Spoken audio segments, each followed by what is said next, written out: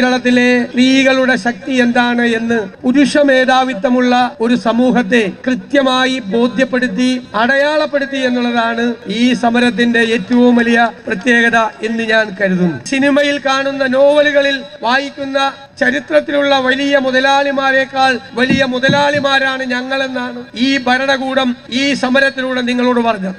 നിങ്ങൾക്ക് ഞങ്ങൾ ഒന്നും തരില്ല എന്ന് പറയുന്നത് മാത്രമല്ല, എല്ലാ ദിവസവും കിട്ടുന്ന സമയങ്ങളിലെല്ലാം അവരെ അധിക്ഷേപിക്കുകയും പരിഹസിക്കുകയും ആക്ഷേപിക്കുകയും ചെയ്യുകയാണ്.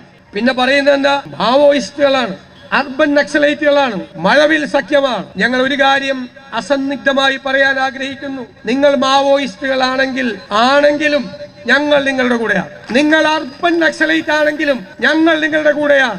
ഏതും മഴവിൽ സഖ്യമോ കൊലവിൽ സഖ്യമോ ഏതാണെങ്കിലും ആ സഖ്യത്തിൽ ഞങ്ങളും ഉണ്ട്. ഇവര് ഒരു കമ്മ്യൂണിസ്റ്റും അല്ല, ഒരിടതുപക്ഷമല്ല. ഞങ്ങൾക്ക് ആദരവുള്ള കമ്മ്യൂണിസ്റ്റുകാരുണ്ട്, ഇടതുപക്ഷക്കാരുണ്ട്. ഞങ്ങളും ഇടതുപക്ഷമാണ്. ഞങ്ങളൊന്നും വലതുപക്ഷക്കാരല്ല. വലതുപക്ഷമാണെങ്കിൽ ഞങ്ങൾ ഈ വേദിയിൽ വന്നിരിക്കില്ല. ഇവരാണ് തീവ്ര വലതുപക്ഷം. മര്യാദയ്ക്ക് ഒരു കമ്മ്യൂണിസ്റ്റ് ആണെങ്കിൽ ഈ സങ്കടം കാണാതെ പോവില്ല.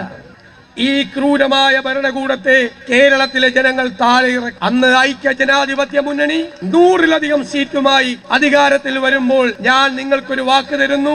ആദ്യത്തെ ക്യാബിനറ്റിൽ നിങ്ങളുടെ ഓണറേറിയം വർദ്ധിപ്പിച്ചുകൊണ്ടുള്ള തീരുമാനമെടുക്കും.